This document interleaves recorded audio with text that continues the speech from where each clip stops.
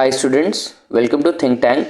तो आज Indian Express editorial idea page में 3 इंपॉर्टेंट आर्टिकल्स है जो कि हम कवर करेंगे। तो चलिए शुरू करते हैं। तो पहला आर्टिकल जो है वो don't outsource excellence, the vision of becoming Vishwa Guru can not be achieve by asking foreign universities to raise the bar in India. तो ये मेनली ये यूजीसी का जो अभी बिल आया था जिसमें फॉरेन यूनिवर्सिटी कैंपसेस को इंडिया में आने के लिए सेटअप करने के लिए बोला जा रहा है, उसको लेकर है। तो ये जो आर्टिकल है वो हमारे सी राजकुमार के द्वारा दिया गया है। तो चलिए शुरू करते हैं। ठीक है, तो पहले मैं आपको पॉइंट्स पढ़ाऊंगा कि जो इंडिया है, मैं यहाँ से शुरू करूंगा। तो India has an extraordinary opportunity to be an aspiring nation for students world wide. ठीक है, तो इंडिया जो है उसके पास जो है एक्स्ट्रॉर्डिनरी अपॉर्चुनिटी जो है ताकि वो एक एस्पायरिंग नेशन बन सके पूरे विश्व के स्टूडेंट्स के लिए। ठीक है, instead of enabling the creation of international campuses for university from developed countries we need to focus on becoming a global higher educational destination in our own right.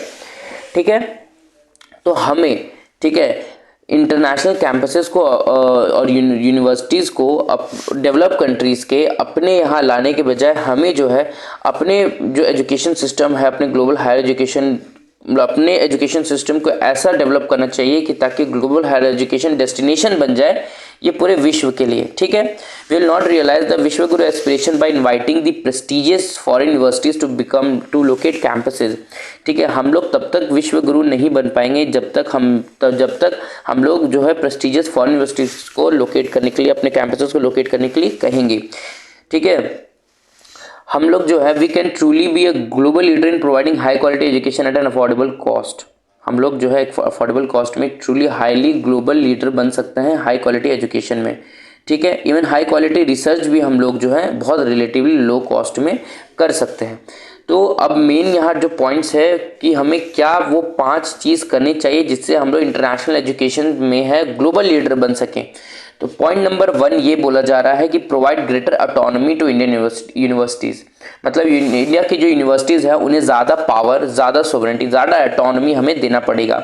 India universities जो दोनों public and private are generally highly regulated and poorly governed. क्या बोला जा रहा है यहाँ पे कि जो हमारा ये है इंडियन यूनिवर्सिटीज़ है उन्हें रेगुलेट तो बहुत ज़्यादा किया जाता है, उनमें बहुत दबाव डाले जाते हैं, बहुत ज़्यादा नॉर्म्स, बहुत ज़्यादा डायरेक्शंस दिए जाते हैं, पर जो गवर्नेंस है उसके ऊपर वो बहुत ही पुअरली किया जाता है।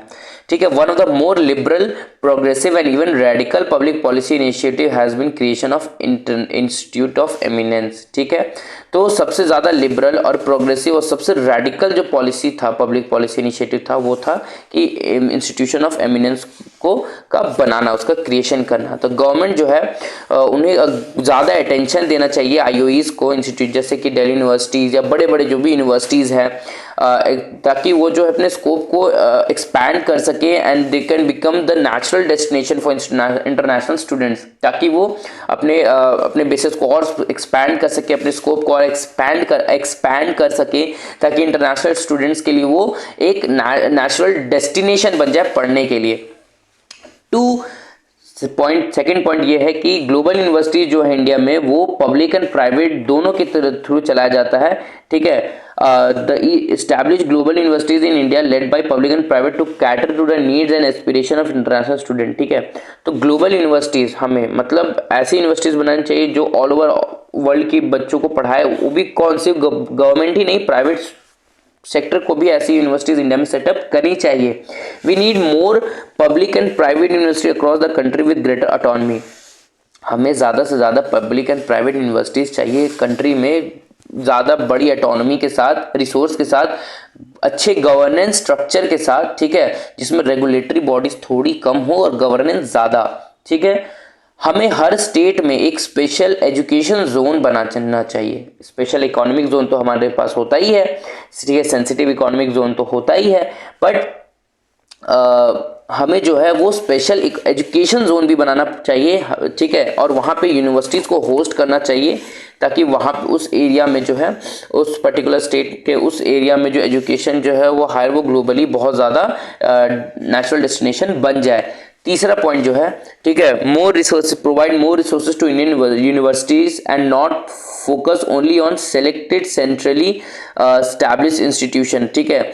तो हमें और भी जो है रिसोर्सेज प्रोवाइड करने चाहिए, ठीक है। एंड द एनईपी एनविसेज्ड 6%, जैसे कि नेशनल एजुकेशन पॉलिसी के तहत 6% एनुअल इन्वेस्टमेंट जो है हायर एजुकेशन में चाहिए, नेशनल रिसर्च फाउंडेशन में चाहिए, ठीक है। एनकरेज और क्या, तो टैक्स इंसेंटिव्स भी और इनकरेज करनी चाहिए, ठीक है, to enable private sector contribution.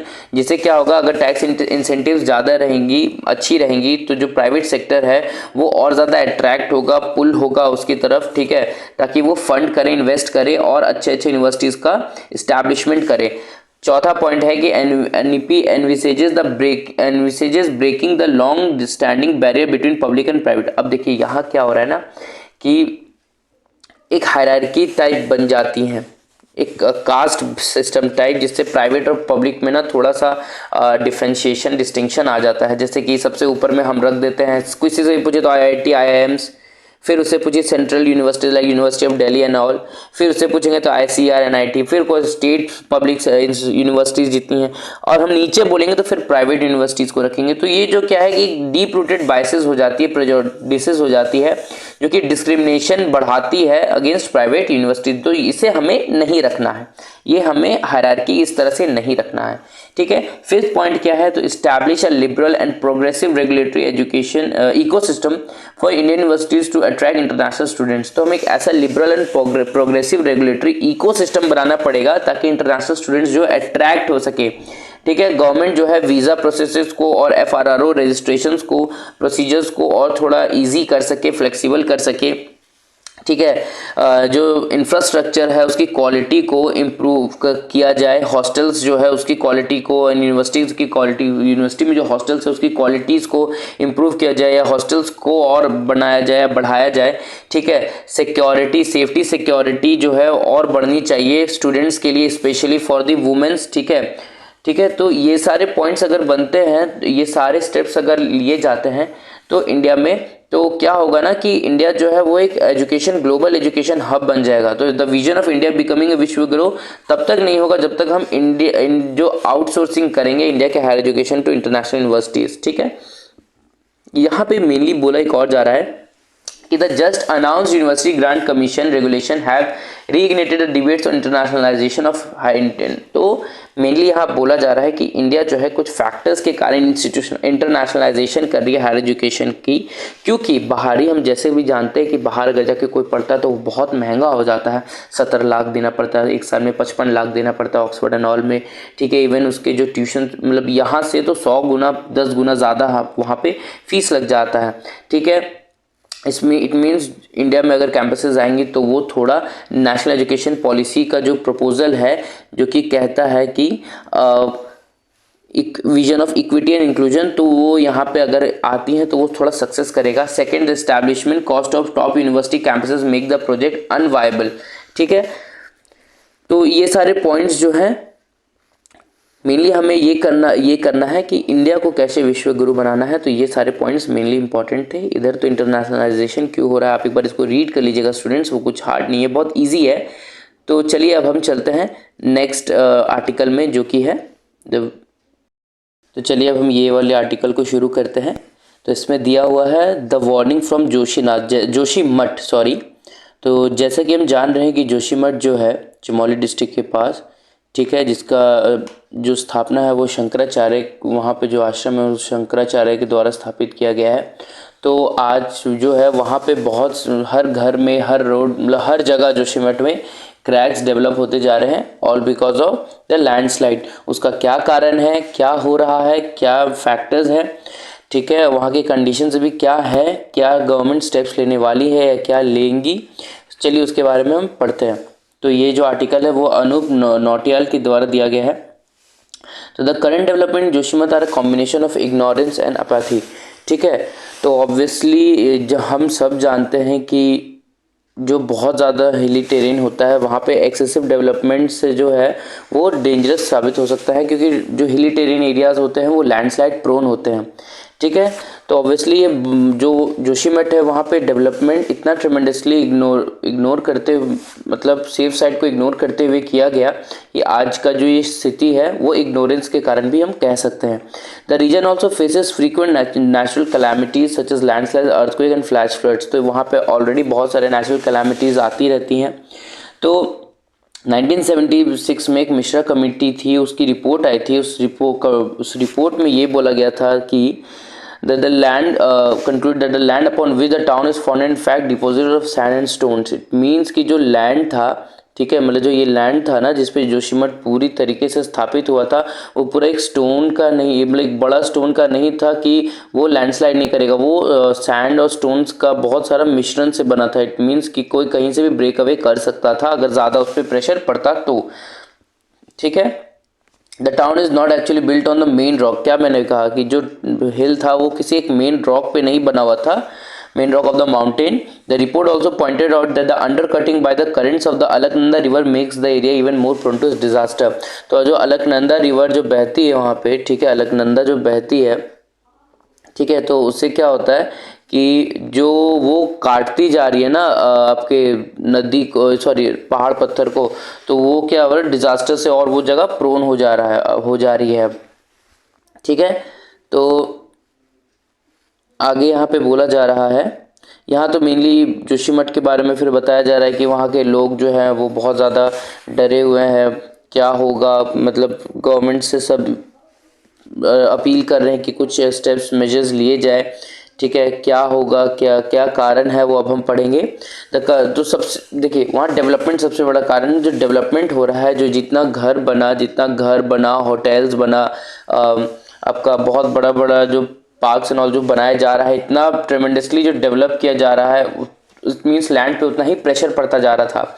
उन सारे डेवलपमेंट में से सबसे बड़ा जो मेन फैक्टर डेवलपमेंट एरियाज था वो था construction of 520 megawatt NTPC Tapovan Vishnugad hydro power plant, ठीक है, जो कि has perhaps done more damage to Joshimath foundation than anything else, ठीक है। तो ये जोशीमठ को सबसे ज़्यादा डैमेज देने वाला ये हाइड्रो पावर प्लांट है, ठीक है। उसके साथ साथ धौलीगंगा रिवर में required a tunnel to be built that cut right through the mountain upon which the Joshimath is located, ठीक है।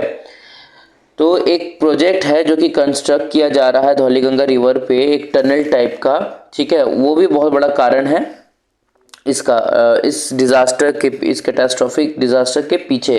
कंस्ट्रक्शन अलोंग द हेलांग बाईपास, जो एक हेलांग बाईपास के पास कंस्ट्रक्शन हो रहा है to build an all weather road, ताकि ऑल वेदर रोड बनाने के लिए, वो भी मतलब बोला जा रहा है कि आज के टाइम जो भी स्थिति है उसका मेन मुख्य कारण वही वो भी हो सकता है, ठीक है।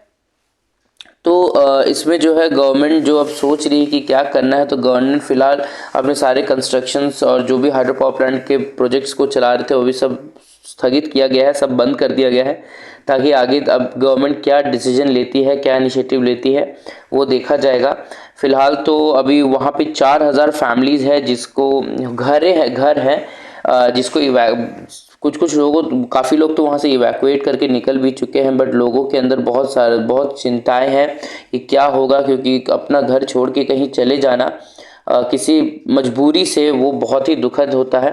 तो आगे हम जब भी आर्टिकल आएगा तो इसके बारे में मैं आपको करूँगा, बट अभी ये मेन था कि इसमें क्या क्या कारण थे, ये छोटा सा आर्टिकल में छोटा सा डिस्कशन ज़रूरी था, ठीक है। अब हम पढ़ते हैं secure cyber space for children, ठीक है। तो long term safeguard for online platform that allows secure navigation for minor need to be develop. तो आज के टाइम हम जान रहे हैं कि जैसे कि लॉकडाउन आया था, लॉकडाउन के बाद क्या हुआ ना कि जो बच्चे हैं उनका इंटरनेट या ऑनलाइन एक्सपोजर बहुत ज़्यादा बढ़ गया है। ऑनलाइन एक्सपोजर बढ़ गया, इट मीन साइबर सिक्योरिटी या साइबर क्राइम भी उनके लिए बढ़ गया। सेक्सुअल अब्यूज़ जो है, ऑनलाइन सेक्सुअल अब्यूज़ आज के टाइम में वो भी बढ़ गया। तो ये जो आर्टिकल है वो दिया गया है ओपी सिंह एंड भाविया यादव ने। तो चलिए हम इसे पढ़ते हैं, ये बहुत इंपॉर्टेंट है।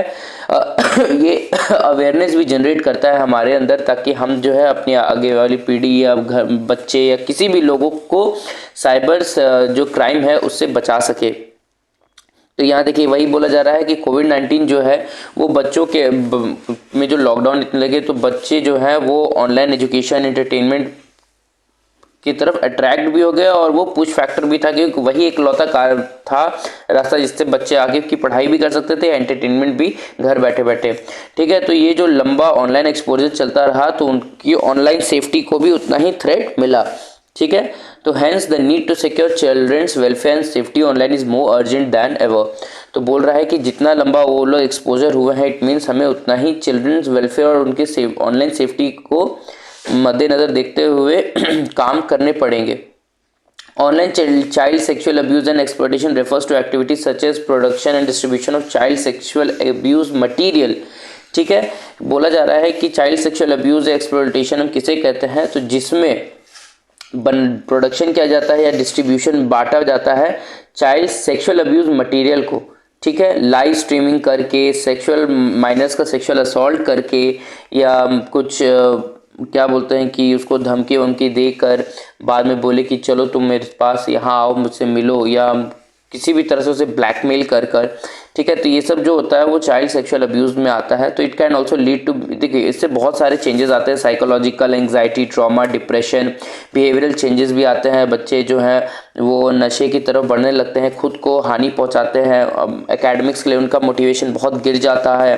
ठीक है, और तो और एडल्टहुड की तरफ जब बढ़ते हैं तो वो या उनके अपने इंटरपर्सनल रिलेशनशिप जो होते हैं वो बिगड़ने लग जाता है।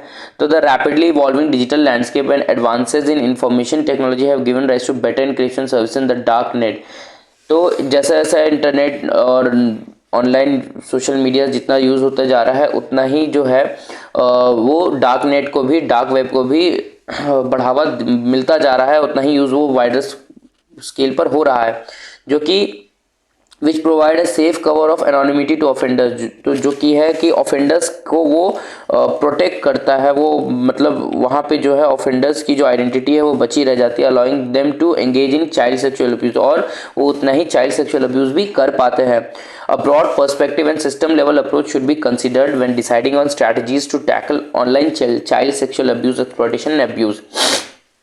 तो बोला जा रहा है कि एक ब्रॉड पर्सपेक्टिव, एक सिस्टम लेवल अप्रोच जो है वो हमें बनाना पड़ेगा ताकि हम जो स्ट्रैटेजीज है online child sexual abuse exploitation पे कर सके। ठीक है, उसके बाद ब्रॉडली स्पीकिंग बोला जा रहा है कि मेन एडमिनिस्ट्रेटिव चैलेंज जो है, मेन जो चैलेंज है online child sexual abuse exploitation and abuse को डील करने का, वो है limited law enforcement capacities.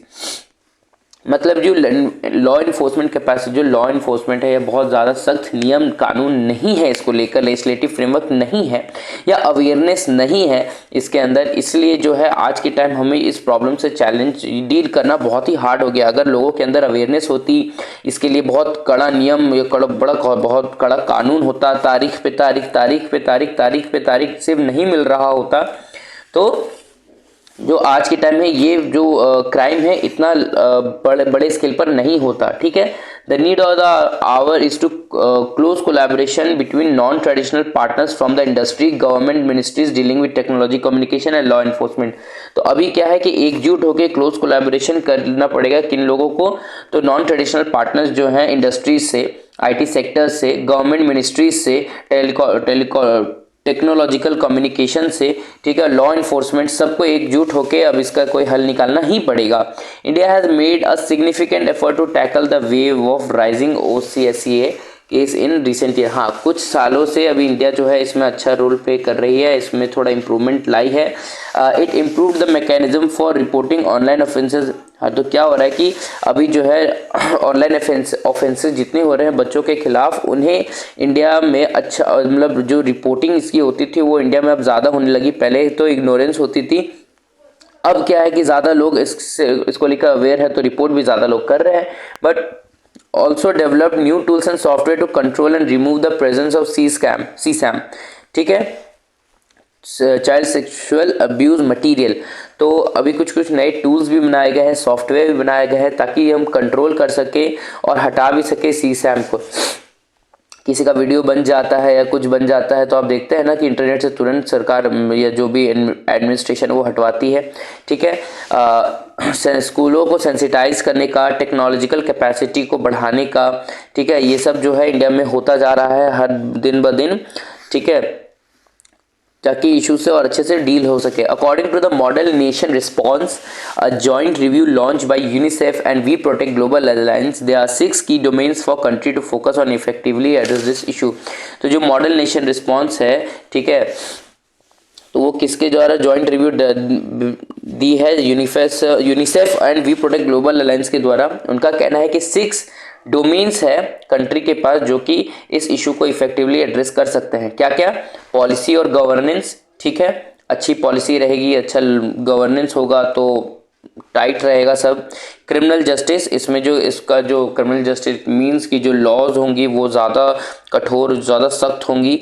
Industry, society and culture, वहाँ अवेयरनेस होना चाहिए। रिसर्च, ज़्यादा से ज़्यादा इनोवेशन होना चाहिए इसको लेके। And victim support. Keeping these in mind, there are number of way India can better it response to child sexual abuse. The huge backlog for cases of OCSCA in India must also be fast track. हाँ, ऐसा नहीं हो कि मानिए कोई culprit पकड़ा भी गया हो तो 10 साल तक उसका केस चल रहा हो, नहीं। अब क्या है कि अगर इस मैटर में अगर हमें अच्छे से इफेक्टिवली डील करना है तो जो केसेस हैं उन्हें हमें फास्ट ट्रैक कोर्ट पे डालना होगा। As for prevention institutionalisation, the collection of national level data on CSM can also assist in strengthening children's online security. ठीक है, तो नेशनल लेवल डेटा का जो कलेक्शन होता है उसका इंस्टीट्यूशनलाइजेशन करना चाहिए ताकि जो ये जो क्राइम है ये प्रिवेंट हो सके और जो चाइल्ड का ऑनलाइन सिक्योरिटी और स्ट्रेंथन हो सके। तो अभी इसी बेसिस पे अभी हम देख रहे हैं जो रिसेंट डाटा प्रोटेक्शन बिल आया है, ठीक है, जो डिजिटल डेटा प्रोटेक्शन बिल आया है अभी 2022 का, ठीक है, जो कि ministry of electronics and information technology ने इशू किया है, वो भी यही अपॉर्चुनिटी प्रोवाइड कर रहा है, institutionalisation for the collection of national level data. ठीक है, उसके बाद बोला जा रहा है कि continuous dialogue between the industry, government and other collaborators with a distinct agenda and division of responsibilities is necessary. Main बात कि division of responsibilities is necessary. अगर एक इंसान पे सारा, एक किसी मिनिस्ट्रीज या एक किसी डिपार्टमेंट पे हम सारा रिस्पॉन्सिबिलिटी डाल देंगे तो मे बी वो इफेक्टिवली वर्क नहीं हो पाएगा। पर अगर हम रिस्पॉन्सिबिलिटीज को डिवाइड कर दे, हर मिनिस्ट्री के पास अलग अलग रिस्पॉन्सिबिलिटीज दे दे, तो मे बी वो अपने काम को इफेक्टिवली कर सकेंगे और यहाँ चेक एंड बैलेंस होगा। ठीक है, एक दूसरे पे यहाँ पे आरोप भी लग सकेगा तो उससे भी बचने के लिए जो है वो इफेक्टिवली काम कर पाएंगे। Industry partners, in particular the IT industry, must be provided with suitable training and awareness of the magnitude of the OCSCA। ठीक है, तो मेनली IT इंडस्ट्रीज और जितने भी पार्टनर्स होंगे उनके अंदर एक सुटेबल ट्रेनिंग उनको मिलनी चाहिए और अवेयरनेस मिलनी चाहिए OCSCA को लेकर। ठीक है, along with proper tool kit and guidance. ठीक, उसके बाद कहा जा रहा है कि furthermore a basic online safety measure, ठीक है, एक बेसिक ऑनलाइन सेफ्टी मेजर चाहिए। पेरेंटल सपोर्ट इनिशिएटिव्स चाहिए, पेरेंट्स का पेरेंटल जो सपोर्ट है उसका इनिशिएटिव चाहिए। कम्युनिटी में अवेयरनेस होनी चाहिए। Training awareness training can be integrated into existing education programmes. ठीक है, कैसे अवेयरनेस होनी चाहिए? जो एग्जिस्टिंग एजुकेशन प्रोग्राम्स है उसमें उसका इंट्रोडक्शन करके, आज के टाइम हम अगर स्कूल से ही बच्चों को पढ़ाने भी लग जाए कि देखिए ऐसा ऐसा साइबर सिक्योरिटी को लेकर है, चाइल्ड सेक्सुअल अब्यूज से बचना है, ऐसा हमें स्टेप्स लेना चाहिए, तो वो भी बहुत ही इंपॉर्टेंट, बहुत ही रोल प्ले करेगा इसमें। फॉर वायलेंस प्रिवेंशन, ठीक है, sensitising the most vulnerable audience, जो सबसे वल्नरेबल ऑडियंस है उसको सेंसिटाइज कर देगा ये एजुकेशन सिस्टम में अगर हम अवेयरनेस वहीं से घुसाते हैं तो। A collaborative efforts for various institution across the nation is required to build a safe cyber space. ठीक है, अगर एक कोलैबोरेटिव एफर्ट लाना है तो हमें क्या करना होगा? एक सेफर साइबर स्पेस को बिल्ड करना होगा। Stricter implementation of prevention laws, ठीक है, प्रिवेंशन लॉज जो भी बनेंगे उसका एकदम स्ट्रिक्टली जो हो इम्प्लीमेंटेशन हो। ठीक है, the end goal must be to ensure long term safeguard. जो हमारा मेन जो गोल होना चाहिए वो क्या होना चाहिए? To ensure long term safeguard for online platform that allows secure navigation for minors and disruption of the action of offenders. ठीक है, मतलब मेनली इन शॉर्ट कि हमारा जो माइनर्स है उनका जो ऑनलाइन सिक्योरिटी वो स्ट्रेंथन हो, उनके साथ चाइल्ड सेक्स अब्यूज ना हो। ठीक है, वो उसमें सेफ फील करे और जो है कि ऑफेंडर्स जो है वो डिसरप्ट हो जाए इसमें। ठीक है, तो स्टूडेंट्स यही 3 आर्टिकल इंडियन एक्सप्रेस में आज थे जो कि हम आज कवर कर रहे थे। तो आप इन तीनों को एक बार पढ़ लीजिएगा और बहुत इजी है, बहुत अच्छा, बहुत इंपॉर्टेंट है। जोशीमठ वाला आप एक बार ओवरव्यू ले लीजिएगा, बट ये साइबर स्पेस बहुत इंपॉर्टेंट था, ठीक है। तो students, if you really like the video, please do like, share, comment and subscribe, और तब तक के लिए बने रहिए हमारे चैनल थिंक टैंक के साथ। Thank you and have a good day.